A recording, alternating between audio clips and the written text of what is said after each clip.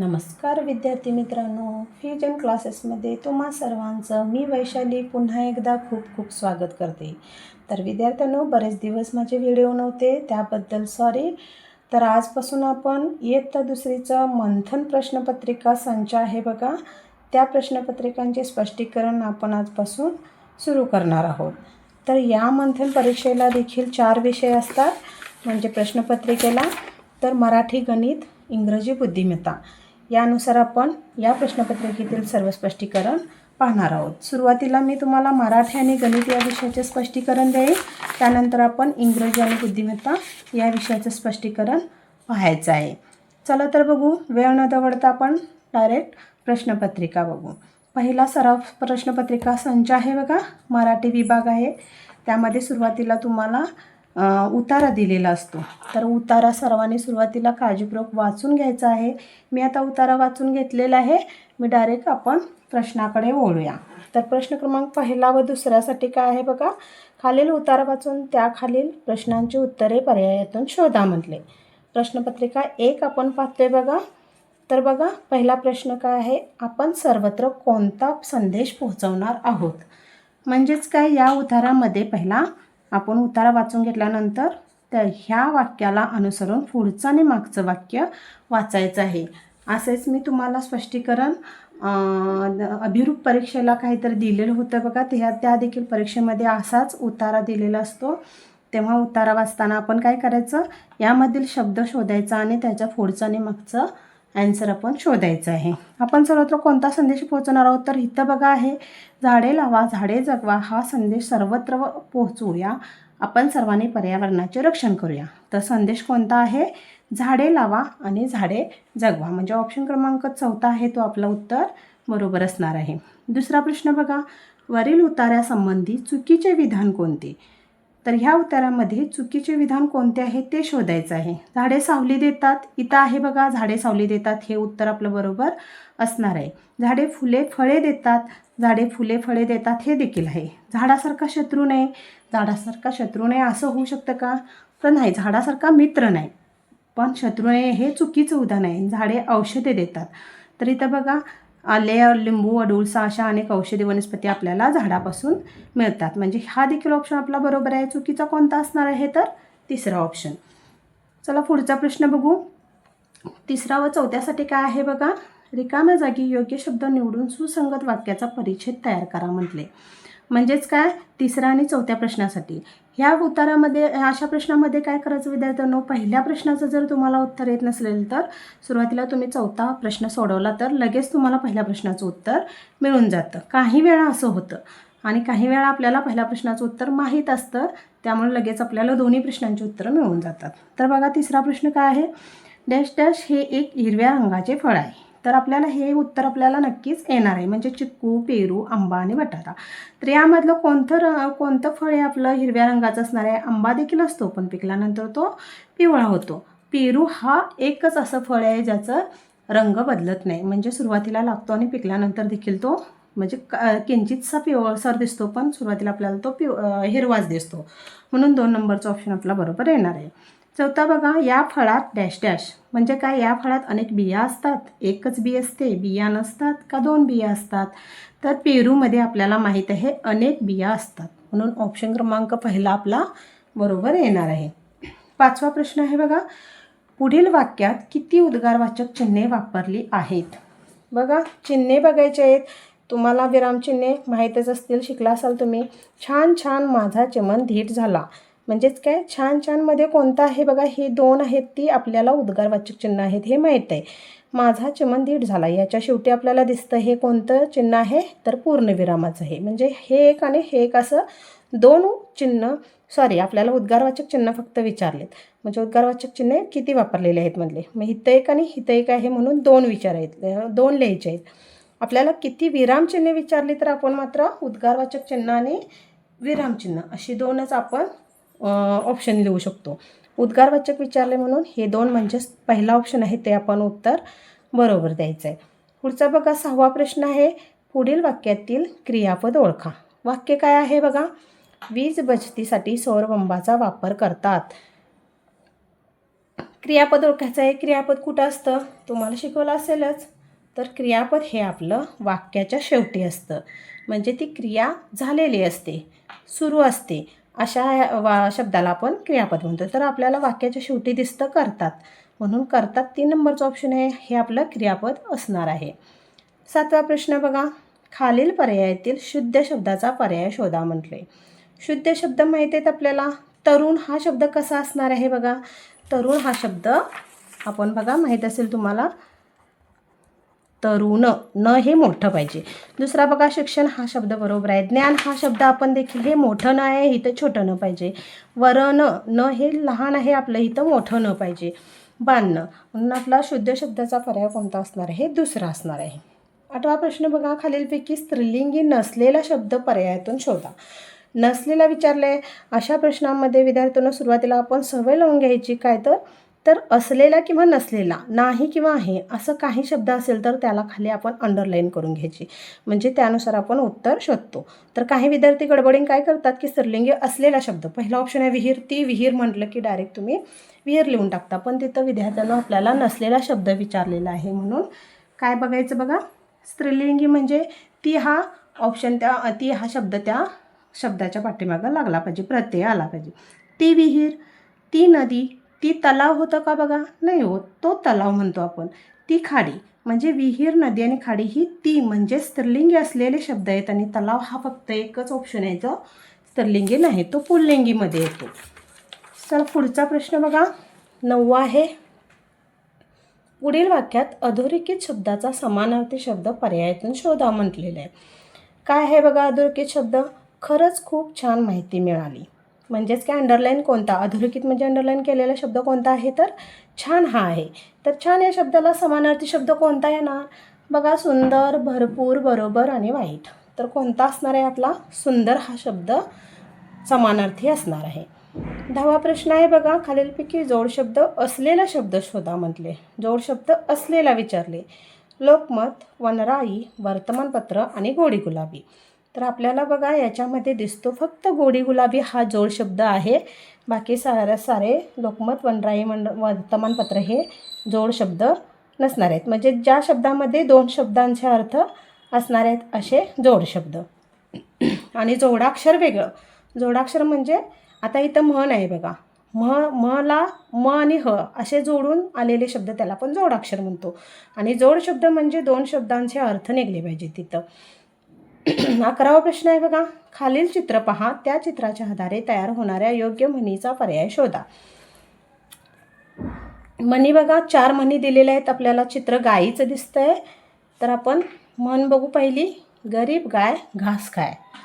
आणि दुसरा काय आहे बघा, गाईला कडब्याची चव काय. तिसरा आहे वासरात लंगडी गाय शहाणी, अडला हरी गाईचे पाय धरी. तर तुम्हाला ऐकून माहीत असेल तर विद्यार्थ्यांनो, तुम्ही जर दिलेल्या तुम्हाला मंथनचं पुस्तक असेल त्यामध्ये जर तुम्ही म्हणी वाचला असेल तर तुम्हाला ह्या म्हणी, यातील चुकीच्या 3 म्हणी आहेत, हे वाचल्यानंतर लगेच लक्षात यायला पाहिजे. तर इथं बघा, गरीब गाय आणि पोटात पाय असतं, गाईला कडब्याची चव काय असं नाही, गाढवाला गुळाची चव काय, ही एक म्हण आहे. शेवटी चौथी बघा, अडला हरी गाईचे पाय धरी असं नाही, गाढवाचे पाय धरी. म्हणजे ह्या तिन्ही चुकीच्या आहेत, फक्त 3 नंबरची आहे ती या गाईला अनुसरून म्हण योग्य आहे. म्हणजे कोणती, वासरात लंगडी गाय शहाणी, हे उत्तर आपलं बरोबर असणार आहे. 12वा प्रश्न बघा, करडू हे पिल्लू ज्या प्राण्याचे आहे त्या प्राण्याच्या चित्राचा पर्याय शोधा म्हटले. पहिलं चित्र बघा, मेंढी आहे, दुसरं आहे शेळी, तिसरं आहे घोडा आणि चौथा आहे आपली म्हैस. म्हणजेच मेंढीचे कोकरू असतं, शेळीचे करडू असतं, घोड्याचे शिंगरू असतं आणि म्हैशीचे रेडकू असतं. पिल्लूदर्शक शब्द आहेत. आपल्याला काय विचारलं आहे, करडू, म्हणजे शेळीचे करडू. हा ऑप्शन आपला बरोबर, 2 नंबरचं उत्तर आपलं बरोबर येणार आहे. 13वा प्रश्न आहे बघा, खाली दिलेल्या पर्यायातील कोणत्या शब्दाचे दिलेले सर्व अर्थ बरोबर आहेत त्या शब्दाचा पर्याय निवडा. म्हणजे इथं जे शब्द दिलेले आहेत 4, त्याचे हे समानार्थी शब्द दिलेले आहेत, ते शब्द बरोबर आहेत का आपण पाहायचे आहेत. पहिला बघू ऑप्शन आपण, पात्र, भांडे योग्य, नदीचे पात्र. तर पात्र म्हणजेच भांडं. आपण घरामध्ये तुम्ही तुमच्या आईच्या तोंडामध्ये हा शब्द ऐकला असेल, पात्र दे वगैरे, म्हणजेच पात्राला भांडे देखील म्हणता येतात. पात्र आपण योग्य, अपात्र, पात्र, अपात्र, योग्य, अयोग्य असे देखील म्हणू शकतो. नदीचे पात्र हे देखील बरोबर आहे. म्हणजे पहिलाच ऑप्शन आपला बरोबर मिळालेला आहे. तर देखील पुढचे बघू. तट, शिक्षा, किनारा, बाहू. तर तटला किनारा हा शब्द येऊ शकतो, बाहू आणि शिक्षा हे येऊ शकत नाहीत. करमध्ये बघा, कर, हात, पराभव, काम. करला हात समानार्थी शब्द आहे, पण हे दोन नाही आहेत. भाव बघा, भाऊ, मुलगा, मन. भाव भाऊ होऊ शकतो, पण मुलगा आणि मन होऊ शकत नाही. म्हणजे आपलं उत्तर कोणतं बरोबर आलेलं आहे? 1 नंबरचं. 14वा प्रश्न आहे, खालीलपैकी जमिनीवर चालणारी वाहने कोणती? जमिनीवर चालणारे विचारलेले आहेत. कोणते आहेत बघा? प्रश्न कसा आहे बघा. पहिला अ, ब, क, ड असे 4 ऑप्शन दिलेले आहेत आणि त्याच्यामधले आपल्याला ऑप्शन खाली शोधायचे आहेत बघा. पहिला बैलगाडी, विमान, सायकल आणि जहाज. आपल्याला माहीत आहे जमिनीवर चालणारी कोणती? विमान. जहाज हे पाण्यावर चालतं, विमान हे आकाशात चालतं आणि बैलगाडी आणि सायकल ही आपली जमिनीवर चालणारी वाहने आहेत. म्हणजेच कोणता आहे ऑप्शन बघा? अ आणि क. अ आणि क असं कुठं आहे बघा? ऑप्शन 4 नंबरमध्ये आहे बघा, अ आणि क. म्हणून 4 नंबरचा ऑप्शन आपण बरोबर द्यायचा आहे. 15वा बघा, चूक या शब्दाचा विरुद्धार्थी शब्द पर्यायातून शोधा. विरुद्धार्थी विचारले अशा शब्दाला आपण अंडरलाईन करणार आहोत. चूक या शब्दाचा विरुद्धार्थी काय येणार? अयोग्य, अचूक, विसंगत, बेचूक. म्हणजे ह्यामधला कोणता? अयोग्य म्हणजे चूक झाला ना, म्हणजे हा समानार्थी शब्द झाला. अचूक म्हणजे चुकीचे नसलेला म्हणजेच बरोबर. म्हणजे चूक याला विरुद्धार्थी शब्द आपला 2 नंबरचा ऑप्शन येणार आहे, म्हणून तो बरोबर येणार आहे. चला तर विद्यार्थ्यांनो, मराठी विभाग आपला झालेला आहे. विभाग दुसरा घ्यायचा आहे आपण आता. विभाग दुसरा आहे बघा गणित. गणित 16 पासून 50 पर्यंत आपले प्रश्न आहेत, ते आता आपण इथून पुढे सोडवायचे आहेत. 16वा प्रश्न बघा, 5 रुपयाच्या 3 नोटांच्या एकूण किमतीत 1 रुपयाची किती नाणी येतील? सुरुवातीला प्रश्न काय आहे बघा? 5 रुपयाच्या 3 नोटा म्हटलं आहे, म्हणून आपण सुरुवातीला काय करायचं आहे? 5 रुपयाच्या 3 नोटा गुणुले 3 करायचं. म्हणजे आपल्याला किती रुपये मिळाले? 5 त्रिक 15 रुपये मिळाले. 15 रुपये मिळाले म्हणजे काय? आता ह्या 15 रुपयेमध्ये 1 रुपयाची किती नाणी येणार? 1 रुपयाची विचारल्यात म्हणून 15मध्ये आपल्याला 15च नाणी मिळणार. म्हणजे ऑप्शन कोणता येणार? चौथा येणार. सुरुवातीला मी काय केलं विद्यार्थ्यांनो, लक्षात आलं का बघा? सुरुवातीला मी 5 रुपयाच्या 3 नोटा, ह्या आधी 5 रुपयाच्या 3 नोटांची किंमत काढून घेतली. म्हणजे 5 गुणुले 3 केलं, 15 आलं आणि मग 1 रुपयाची नाणी त्याच्यात मोजली. उत्तर आपलं 4 नंबर आलेलं आहे बघा. 17वा प्रश्न आहे बघा, खालील आकृतिबंध पूर्ण होण्यासाठी रिकाम्या चौकटीत योग्य पर्याय शोधा. आता आकृतिबंध बघू. पहिला बघा, तुम्हाला इथं दिसतंच 4 गुणुले चिन्ह दिसतात, त्याच्यानंतर 3 दिसतात, त्याच्यानंतर 2 आहेत, त्याच्यानंतर येणारा 1 येणार, कारण ह्या प्रत्येकाच्यात 1 गुणुले चिन्ह कमी केलेलं आहे, म्हणून ऑप्शन क्रमांक पहिला आपला बरोबर येणार आहे. 18वा बघा प्रश्न आहे, इष्टिका चित्ती या आकारासंबंधी किती विधाने योग्य आहेत? म्हणजे किती विधाने बरोबर असणार आहेत? इष्टिका चित्तीची बघा ऑप्शन काय आहे? इष्टिका चित्तीला 6 पृष्ठे असतात, इष्टिका चित्तीला 8 कोपरे असतात आणि क आहे इष्टिका चित्तीची सर्व पृष्ठे वक्र असतात आणि अ, ब, क 3च आपल्याला ऑप्शन दिलेले आहेत. यातील किती विधाने बरोबर असणार आहेत? तर आपल्याला माहीत आहेत इष्टिका चित्तीला 6 पृष्ठे असतात, हा बरोबर आहे, आणि 8 कोपरे. पण सर्व पृष्ठे वक्र म्हणजे सर्व पृष्ठे, ह्याची जी आता इष्टिका चित्तीची ही पृष्ठे जी असतात ती सपाट असतात, वक्र म्हणजे वाकडी नसतात, वाकडी असतात असं म्हटलं यांनी, पण हे चुकीचं आहे. सपाट असतात ते, म्हणजे फक्त अ आणि ब आपला ऑप्शन बरोबर येणार आहे. म्हणजे किती विधाने विचारलेत? म्हणून 2 विधाने, म्हणजेच 2 नंबरचा ऑप्शन आपला बरोबर येणार आहे. चला पुढचा प्रश्न बघा, 19वा आहे, 59 या संख्येच्या विस्तारित मांडणीचा योग्य पर्याय शोधा म्हटले. 59 या संख्येचा. आता 59 म्हणजे किती बघा? 40 अधिक 9 किती होतं? 49 होतं. 60 अधिक 9 केलं तर आपण काय म्हणतो? 69 होतं.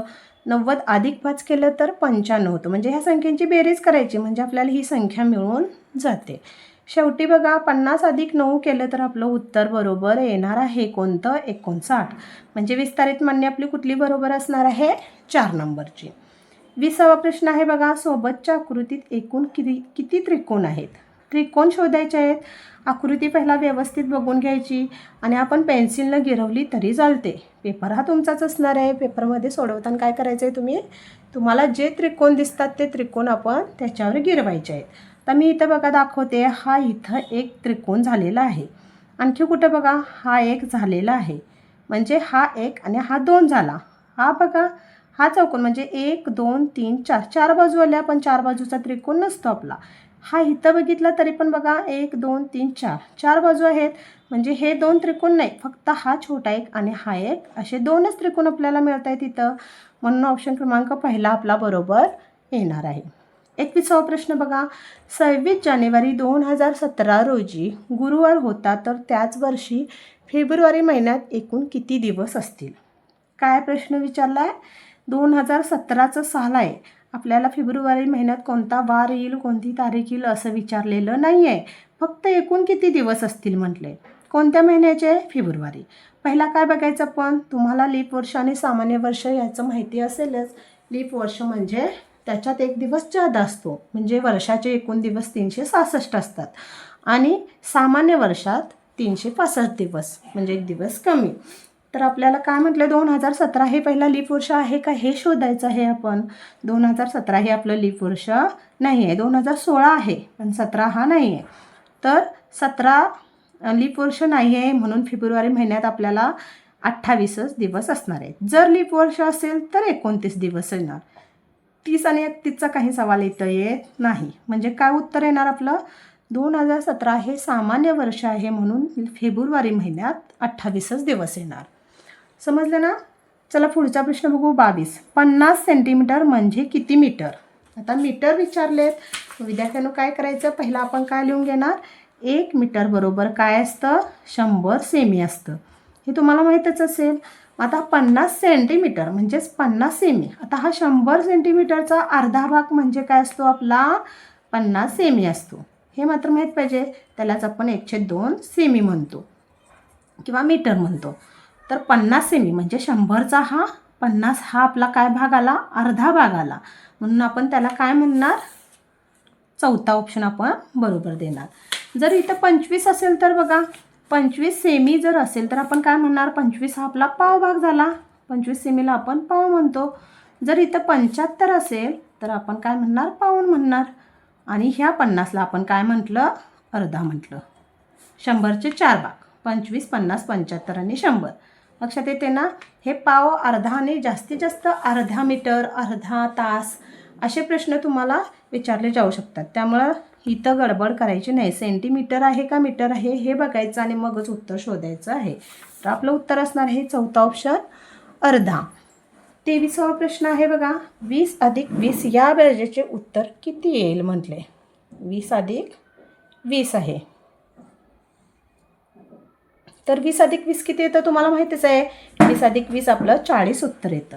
तर ऑप्शन बघायचे आहेत बघा. 40 एकक, एकक म्हणजे आहे तेवढीच संख्या, 40 एकक हा आपला ऑप्शन बरोबर येणारच आहे. पुढचा आहे 4 दशक. आता 4 दशक म्हणजे काय विद्यार्थ्यांनो, तुम्हाला मी अभिरूप BDS परीक्षेला देखील शिकवलं आहे. दशक म्हणजे काय आपण म्हणतो, 10 म्हणतो. मग किती दशक आहेत बाळांनो, तर 4 आहे, म्हणून आपण 10 गुणिले 4 केलं तर आपलं उत्तर 40 येतं. आपलं बेरजेचं उत्तर किती आलेलं आहे, 40च आलेलं आहे, म्हणून हा देखील ऑप्शन आपला बरोबर येणार आहे. तुम्ही 40 एकक आहे म्हणून किंवा हा 40 आहे म्हणून बरोबर द्यायचं नाही. व्यवस्थित उत्तर काढून मगच उत्तर बरोबर करायचं आहे. तर 40 एकक हा एक ऑप्शन बरोबर आहे. 4 दशक म्हणजे मी आता इथं तुम्हाला काढून दाखवलं बघा, याचं पण उत्तर आपलं 40 आलेलं आहे. तिसरा ऑप्शन आहे 40, म्हणजे ते देखील बरोबर आहे. ऑप्शन कोणता येणार बरोबर आपला, तर चौथा ऑप्शन येणार. सर्व पर्याय बरोबर. लक्षात आलं ना? चला 24वा प्रश्न आहे बघा, खालीलपैकी कोणत्या पर्यायात संख्या चढत्या क्रमाने लिहिल्या आहेत. चढता क्रम म्हणजे विद्यार्थ्यांनो काय, तर पहिला सुरुवातीला लहान संख्या कोणती आहे, लहानापासून मोठ्यापर्यंत जाणे म्हणजे चढता क्रम. तर पहिला ऑप्शन बघू, 44 40 आणि 4. इथं काय दिसतं बघा तुम्हाला, 44 मोठी संख्या दिसते, ती त्याच्यापेक्षा लहान 40 आणि त्याच्यापेक्षा 4, म्हणजे हा उत्तरता क्रम झाला. हा तर आपल्याला ऑप्शन चुकीचा दिसतो. दुसरा बघा, 1 100 आणि 10. 1 लहान आहे पण त्याच्यानंतर लगेच मोठी येऊ शकेल का, बरं 1 नंतर मोठी आली पण त्याच्यानंतर आपल्याला त्याच्यापेक्षा मोठी संख्या पाहिजे, तर इथं लहान आहे, म्हणजे हा देखील ऑप्शन आपला चुकीचा आहे. तिसरा बघा 5, 50, 55. लहान मोठे आणि त्याच्यापेक्षा मोठी म्हणजे चढता क्रम योग्य आहे आपला हा. तिसरा ऑप्शन आपला बरोबर येणार. तरी देखील चौथा बघायचा आहे आपण. 3, 2 आणि 33. 3 लहान मोठी आहे पण त्याच्यापेक्षा लहान संख्या नाही येणार कारण सुरुवातीला लहान आली पाहिजे मग मोठी मग मोठी अशा पद्धतीनं आले पाहिजे, त्याला आपण चढता क्रम म्हणतो. म्हणून आपला ऑप्शन कोणता आलेला आहे? तिसरा ऑप्शन. 25 बघा 7 अधिक 7 अधिक 7 अधिक 7 अधिक 7 बरोबर किती? असं किती वेळ आलं आहे ह्यांची बेरीज करत बसण्यापेक्षा विद्यार्थ्यांनो डायरेक्ट काय करायचं, तुम्हाला टेबल पाठ असतीलच तर 7 किती वेळ आलं आहे बघायचं. 1 2 3 4 5 म्हणजे 7 गुणुले 5 करायचे. 7 5 आपलं उत्तर काय येणार? 35 येणार. म्हणजे दुसरा ऑप्शन बरोबर येणार आहे. 26वा प्रश्न आहे बघा. खालीलपैकी कोणत्या संख्येत 1 मिळवल्यास समसंख्या येईल? म्हणजे उत्तर आपलं काय आलं पाहिजे? समसंख्या. याला आपण अंडरलाईन करून घ्यायची. आता कोणत्या संख्येत म्हणजे ह्या ऑप्शनमध्ये मिळवायचे आहेत, दुसरी आपली मनाची संख्या धरायची नाही आहे. तर बघा 22मध्ये 1 मिळवलं तर काय होणार? 23 उत्तर येणार. 10मध्ये 1 मिळवलं तर काय होणार? 11 उत्तर येणार. 11 ही एकक स्थानी 1 आलं म्हणजे आपलं काय? ही विषम संख्या. ही तर 23 आलं म्हणजे 3 ही एकक स्थानी आलं म्हणून ही विषम संख्या. ही विषम संख्या. आता 19मध्ये 1 मिळवा, उत्तर काय येणार आपलं? 20 येणार. पण 20 या संख्येच्या ठिकाणी आपल्याला 0 आलं एकक स्थानी म्हणजेच काय? ही समसंख्या आली. 0 2 4 6 8 ह्या आपल्या समसंख्या आहेत म्हणून 20 ही आपली समसंख्या आली. उत्तर आपल्याला मिळालेलं आहे तरी देखील पुढचं बघायचं आहे. लगेच उत्तर मिळालं म्हणून तिथं गोल करायचं नाही. बघा चौथा ऑप्शन आहे 0. 0मध्ये 1 मिळवल्यानंतर उत्तर काय येणार? 1 येणार. पण 1 ही काय आहे? आपली विषम संख्या आहे म्हणून आपलं उत्तर तिसरं येणार आहे. तुम्ही डायरेक्ट इथं समसंख्या विचारले पण डायरेक्ट तुम्ही इथं 19 आहे म्हणून डायरेक्ट किंवा 19 किंवा इथं समसंख्या कोणती असं विचारले म्हणून काही मुलं काय करणार? इथं 2 आहे, इथं 0 आहे, इथं 0 आहे. तिन्ही ऑप्शन बरोबर आहेत. पण विद्यार्थ्यांनो प्रश्न काय विचारला आहे एकदा सोडून 2 वेळा प्रश्न वाचायचा आणि मगच उत्तराला गोल करायचा आहे. बघा समसंख्या मी कशी काढली समजली ना? प्रत्येक संख्येमध्ये अधिक 1 करून बघितलं तर ह्याचं उत्तर आपलं 20 येतं जे आपल्याला समसंख्या मिळते म्हणून तिसरा ऑप्शन बरोबर दिला. 27वा प्रश्न आहे बघा. 42 या संख्येत 2ची स्थानिक किंमत 5 या संख्येपेक्षा कितीने आहे? तर 2 या स्थानिक किंमत काढायची आहे. 2 कोणत्या स्थानी आहे बघा? एकक स्थानी आहे. मग एकक स्थानच्या अंकाची स्थानिक किंमत आपली आहे तीच संख्या येते म्हणून याची स्थानिक किंमत काय आली? 2 आली. पण 5 या संख्येपेक्षा कितीने लहान म्हटले. मग बघा 2 उत्तर आलेलं आहे म्हणजे आपली एकक स्थानची स्थानिक किंमत किती आली? 2 आली. 2मध्ये किती मिळवल्यानंतर 5 होणार बाळांनो? तर 3 मिळवल्यानंतर 2 अधिक 3 केलं तर आपल्याला 5 मिळतं. म्हणजेच 5 या संख्येपेक्षा 2 ही संख्या कितीने लहान आहे? 3ने लहान आहे. लक्षात आलं का? बघा आपली स्थानिक किंमत किती आली? 2 आली. अधिक 3 केलं तर आपलं उत्तर 5 येतं. म्हणून आपण काय केलं? म्हणजेच 3 या संख्येनं आपली 2 ही संख्या काय झाली आपली? 5 या संख्येपेक्षा 3ने कमी आहे किंवा लहान आहे म्हणून पहिला ऑप्शन बरोबर देणार आपण. 28वा प्रश्न आहे बघा. एका पेनची किंमत 6 रुपये असल्यास 9 पेनांची एकूण किंमत किती होईल म्हटले. बघा एकाची देऊन जेव्हा जास्त संख्यांची किंवा जास्त वस्तूंची किंमत काढायची असते तेव्हा आपण काय करतो? नेहमी गुणाकार करतो. हे सूत्र लक्षात ठेवायचं. एकाची किंमत दिलेली असताना जास्त वस्तूंची काढताना गुणाकार आणि कमी किंवा जास्त वस्तूंची देऊन एकाची काढताना आपण भागाकार करतो. तर बघा इथं आपल्याला गुणाकार करावा लागेल. 6 गुणुले 9 96 54 रुपये म्हणजे दुसरा ऑप्शन आपला बरोबर येणार आहे. 29 बघा. सोबतच्या आकृतीत दिलेले अंक प्रत्येकी एकदाच वापरल्यास सर्वात मोठी कोणती संख्या तयार होईल? आता प्रत्येकी एकदाच वापरायचं आहे म्हणजे 8 आणि 5 अशा 2 संख्या आहेत. याच्यापासून आपल्या संख्या तयार कोणत्या होणार? 85 आणि 58 अशा 2च संख्या तयार होणार. मग आपल्याला काय म्हटलं आहे? सर्वात मोठी संख्या विचारली. मग सर्वात मोठी आपल्याला इथं दिसते तर 85 ही आपली काय असणार आहे? सर्वात मोठी संख्या असणार आहे. कुठं आहे बघा? 4 नंबर ऑप्शन आहे तो आपण बरोबर द्यायचा आहे. 30वा बघा. 3 गुणुले 0 चौकट 0 अधिक 3 तर रिकाम्या चौकटीतील योग्य चिन्ह पर्यायातून शोधा. ही चिन्ह आपल्याला दिसते. संख्यांचा लहान मोठेपणा ठरवण्यासाठी आपण ही चिन्ह वापरतो. तर बघा पहिला असं काय करायचं, हे प्रश्न अवघड आहे असं नाही. तर 3 गुणिले 0 म्हणजे किती झालं बाळांनो? कोणत्याही संख्येला 0 गुणलं तर आपलं उत्तर काय येतं? 0च येतं. तर पुढचं बघू, 0 अधिक 3 काय येणार आपल्याला? 3च येणार. आता इथं 0 आणि 3 आहे, तर या दोन्हींच्या मध्ये आपण कोणतं चिन्ह वापरणार बघा? 0 ही लहान संख्या झाली, 3 ही मोठी संख्या झाली, म्हणून आपण असं चिन्ह देणार. बरोबर ना? म्हणजे हे जे टोक आहे ते आपण लहान संख्येकडे देतो आणि ही जी 2 उरलेली टोक आहेत ते आपण मोठ्या संख्येकडे देतो, असं ओळखायचं. म्हणजेच आपलं कोणतं चिन्ह येणार आहे? 2 नंबरचं. 31वा प्रश्न बघा, 10 गुणिले 10 बरोबर किती? आता बघा प्रश्न काय आहे, मागं असाच प्रश्न होता, कडं आपल्याला दिलेलं होतं, त्याच्यातील हे ऑप्शन आपण शोधायचे आहे. 10 गुणिले 10 म्हणजे किती तुम्हाला माहिती आहे? 100. तर आपलं उत्तर काय आलेलं आहे? 100. मग आता काय बघा, पहिला ऑप्शन बघूया. 1 दशक म्हटले. दशक म्हणजे काय बाळांनो? 10. 1 10 म्हणजेच किती झाले? 10. आपलं उत्तर 10 आलेलं काय आलेलं आहे का? तर नाही, आपलं उत्तर 100 आलेलं आहे. दुसरा बघा, 1 शतक. 1 शतक म्हणजे 100. 1 शतक म्हणजेच 100. हा ऑप्शन आपला बरोबर असणार आहे. पहिला आपला 10 उत्तर आले, दुसऱ्याचं 100 आले. तिसरा बघा, 100 एकक म्हणजे 100 एकक म्हणजे आहे थोडी संख्या, म्हणून ब आणि क देखील दोन्ही बरोबर आलेले आहेत. तिसरा बघायचा आहे आता. ड काय आहे? 10 दशक. दशक म्हणजे काय? 10 दशक म्हटले, म्हणून 10 न 10ला गुणायचं. आपलं उत्तर काय येणार? 100. म्हणजे बघा, ब, क आणि ड ह्या तिन्हींची उत्तर आपली 100 ही संख्या आलेली आहे, म्हणून असं ऑप्शन बघायचं आहे. ब, क आणि ड पहिलाच ऑप्शन आहे बघा, म्हणून 1 नंबरचा ऑप्शन आपण बरोबर देणार आहोत. समजलं का बघा? पुढचा प्रश्न आहे बघा, 32वा.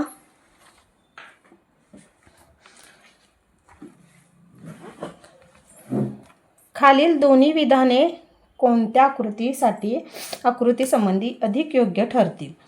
बघा, अ ऑप्शन आहे 4 बाजू आहेत, ब आहे समोरासमोरील बाजू समान लांबीच्या आहेत. 2 ऑप्शन दिलेले आहेत, आपल्याला आकृत्या 4 दिलेल्या आहेत. तर याच्यामधले काय करायचं आहे? कोणत्या आकृतीशी संबंधित ही 2 वाक्य आहेत म्हणजे योग्य आहेत. आता ही आकृती बघा, 4 बाजू आहेत. 4 बाजू आहेत, पण एक ही वक्र आहे. ती तर 3 बाजू आहेत, ही तर नाहीच येणार. ह्याला 4 बाजू आहेत, पण इथं बघा 1 2 3 4 5 म्हणजे ह्या पंचकोन झाला. तर आपल्याला योग्य कोणते आहेत बघा? 4 बाजू आहेत, हे आपल्याला इथं दिसतं. 4 बाजू 1 2 3 4. समोरासमोरील बाजू समान लांबीच्या आहेत. समोरासमोरील म्हणजे काय विद्यार्थ्यांनो? ही एक आणि ही एक, ही समोरासमोरील झाली. ही समानच आहे. आणि ह्या 2 बघा, ह्या लांब आहेत आणि ह्या 2 छोट्या लहान आहेत. म्हणजेच काय? हा आयत आहे. चौरसाच्या 4 बाजू असतात, पण त्या समान लांबीच्या, 4ही बाजू समान लांबीच्या असतात. आपल्याला इथं काय म्हटलंय? समोरासमोरील बाजू. समोरासमोरील बाजू म्हणजे हे ऑप्शन आपला बरोबर येणार आहे 3 नंबरचा. 33वा प्रश्न आहे बघा, सोबतचे वजनी मापक कोणत्या वस्तूच्या मापनासाठी उपयुक्त ठरेल असं म्हटले. आता काय कोणतं वजन आहे बघा? 1 kg. kg म्हणजे काय? किलोग्रॅम. हे लक्षात पहिला पाहिजे. तर कोणतं ऑप्शन आपण कोणतं मापक आपण ह्या वस्तूंसाठी वापरणार बघा? साखर, तांदूळ, शेंगदाणे का सर्व पर्याय योग्य? आता आपण दुकानात गेलो की मागतो. साखर आपण कशामध्ये मागतो? लिटरमध्ये, मीटरमध्ये नाही. तर आपण साखर किलोमध्ये मागतो. 1 किलो द्या, अर्धा किलो द्या. शेंगदाणे देखील, तांदूळ देखील आपण 1 किलो, अर्धा किलो अशा पद्धतीनं मागतो. म्हणजे हे तिन्ही पर्याय बरोबर आहेत, म्हणून चौथा ऑप्शन आपण बरोबर द्यायचा आहे. म्हणजे कोणता? सर्व पर्याय योग्य. 34वा प्रश्न आहे बघा, रामरावांनी ग्रंथालयातून 45 गोष्टीची पुस्तके आणली. त्यापैकी 13 पुस्तके मनोहरने व 11 पुस्तके शेखरने वाचण्यासाठी घेतली. उरलेली पुस्तके त्यांनी स्वतःसाठी ठेवली. तर रामरावांनी स्वतःसाठी किती पुस्तके ठेवली? किती स्वतःसाठी उरलेली किती ती काढायची आहेत आपल्याला. मग सुरुवातीला आपण काय करायचे? एकूण पुस्तके किती आणली होती त्यांनी? 45. पण त्याच्यानंतर त्यांनी 13 पुस्तके मनोहरने आणि 11 पुस्तके शेखरने. म्हणजेच पहिला आपण काय करणार? 13 अधिक 11 करणार. यांची बेरीज किती येणार आपली? तर 24 येणार. आता ही 24 उत्तर आलेली म्हणजे 24 पुस्तकं ह्या दोघांनी वाचली. आता 45मधून आपण काय करायचं आहे? 24 वजा करायचे. 5मधून 4 गेले, राहिले 1. 4मधून 2 गेले, राहिले 2. म्हणजे उत्तर काय आलं आपलं? 21. 21 पुस्तके रामरावांनी स्वतःसाठी ठेवलेली असणार. कुठं आहे बघा ऑप्शन? 1 नंबरचा ऑप्शन आहे, तो आपण बरोबर द्यायचा आहे. 35वा प्रश्न आहे बघा, 2 ते 30 या संख्या दरम्यान एकूण किती विषम संख्या आहेत. आता त्यामधल्या आपण विषम संख्या पहिला काढायच्या आहेत. 2 ते 30 या संख्या दरम्यान म्हटले, म्हणजेच ह्या दोन्ही संख्यांच्या मध्ये म्हटलं तरी चालतं. आता आपण 2 पासून पुढं काढायचं. बघा, 3 आली, 5 आली, 7 आली, 9, 11, 13, 15, परत 17, 19, 21, 23, 25, 27 आणि 29. बघा, अशा पहिल्या संख्या लिहून घ्यायच्या आहेत. आपल्याला काय करायचं आहे, विषम संख्या काढायच्या आहेत. किती? 2 ते 30पर्यंत. मी 2 संख्या धरली नाही कारण ती समसंख्या आहे. 30 ही देखील समसंख्या आहे. याच्यामधल्या म्हटलं आहे अशा पहिल्या संख्या लिहून काढायच्या आणि मग त्या मोजायच्या आहेत. तर बघा, 1, 2, 3, 4, 5, 6, 7, 8, 9, 10, 11, 12, 13, 14. एकूण किती संख्या आपल्याला मिळालेल्या आहेत? 14. म्हणजे ऑप्शन क्रमांक 4 हा बरोबर येणार आहे. 36वा प्रश्न आहे बघा, सोबत दिलेल्या वर्तुळातील संख्यांपैकी सर्वात लहान संख्या कोणती? आता इथं वर्तुळात ह्या संख्या दिलेल्या आहेत 41, 44, 77, 47 आणि 74. मग ह्याच्यातील काय म्हटले, सर्वात लहान संख्या. आपल्याला बघितलं की लगेच लक्षात येतं की 41 ही लहान संख्या आहे, म्हणजेच कोणता? चौथा ऑप्शन आपला बरोबर येणार आहे. 37वा प्रश्न आहे बघा, सोबतच्या बेरजेच्या उदाहरणात वर्तुळ बरोबर 5, म्हणजे हा रंगवलेला वर्तुळ आहे तिथं आपण 5 ही किंमत टाकायची व स्टार बरोबर 3, म्हणजे ह्या स्टारच्या ठिकाणी 3 काढायचे. तर खाली स्टारच्या जागी कोणती संख्या येईल, म्हणजे ह्या ठिकाणी कोणती संख्या येईल ती आपण काढायची आहे. आपण मान्य करून बघूया. बघा, वर्तुळ बरोबर 5 म्हणजे वरती हे 5 आणि हे 3 येणार, म्हणजे हे 5 आणि हे 3. खाली उलट दिले बघा, आहे तशी संख्या लिहायची नाही आहे. खाली काय आहे बघा, स्टार आणि 3, म्हणजेच काय, वर्तुळ, म्हणजेच उलट करायचे आहे. आपण ह्यांची बेरीज आपण करायची आहे. बघा, 53 अधिक 35 किती येणार आपलं? 5 आणि 3 8, 5 आणि 3 8, म्हणजेच काय, 88 उत्तर येणार. म्हणजेच स्टारच्या ठिकाणी 5, इथं 3, इथं 3 आणि इथं 5, असं जर आपण बेरीज केली तर आपलं उत्तर 88 येतं. म्हणजे स्टारच्या ह्या दोन्ही स्टारच्या ठिकाणी आपलं 8 हे उत्तर येणार आहे. 38वा प्रश्न आहे बघा, खालील चित्ररूप माहितीमध्ये विविध वाहनाने प्रवास करणाऱ्या प्रवाशांची संख्या दिली आहे. त्यावरून खालील प्रश्नाचे उत्तर पर्यायातून शोधा.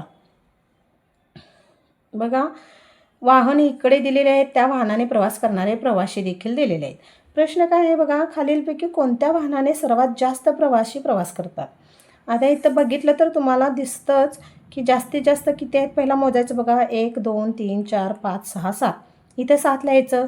1 2 3 4 5 6 7 8. इथं 8 आहे. 1 2 3 4 5 6 7 8 9 10 11, म्हणजे इथं 11 आल्या. 1 2 3 4 5 6 7 8 9. इथं 7 आहे, इथं 8 आहे, इथं 9 आहे. जेवढे प्रवास आहेत त्यांच्या समोर आपण ती संख्या लिहून घ्यायची. फक्त आपल्याला बसने प्रवास करणारे प्रवासी किती आहेत? 11 आहेत, म्हणजेच हे जास्त प्रवासी झाले, म्हणून 3 नंबरचा ऑप्शन आपण बरोबर देणार आहे. 39वा प्रश्न आहे बघा, खालीलपैकी कोणती वस्तू घरंगळते? घरंगळते म्हणजे काय बघा, चेंडू, लाकडी पट्टी, कंपासपेटी आणि पुस्तक. ज्या घसरणाऱ्या वस्तू असतात, म्हणजे सपाट ज्या वस्तू असतात त्या घसरणाऱ्या असतात, म्हणजे लाकडी पट्टी म्हणा, कंपासपेटी म्हणा, पुस्तक, ह्या वस्तू काय होणार आपल्या? घसरणार. आणि चेंडू हा गोलाकार असल्यामुळे तो फक्त घरंगळत जाणार, म्हणून पहिला ऑप्शन आपण बरोबर द्यायचा आहे. 40वा प्रश्न आहे बघा, एक ही कोपरा व कडा नसलेली आकृती कोणती? चौकोन, आयत, वर्तुळ आणि चौरस. चौरसाला 4 कोपरे असतात, आयताला 4 कोपरे असतात, चौकोनला आणि हिता हे चौरसला देखील कोपरे असतात, फक्त कडा नसतात म्हटले. म्हणजे ह्याला वर्तुळाला कडाही नसते आणि कोपरेही नसतात, म्हणून आपण 3 नंबरचा ऑप्शन बरोबर द्यायचा आहे. चला तर विद्यार्थ्यांनो, आज आपण मराठी आणि गणित असे 2 विभाग मंथन या प्रश्नपत्रिकेतील सराव प्रश्नसंच, पहिल्या प्रश्नसंचातील 2 विभाग अभ्यासलेले आहेत. हा जर व्हिडिओ तुम्हाला आवडला असेल, माझे स्पष्टीकरण तुम्हाला समजलं असेल तर नक्कीच माझ्या चॅनेलला लाईक करा, सबस्क्राईब करा. धन्यवाद.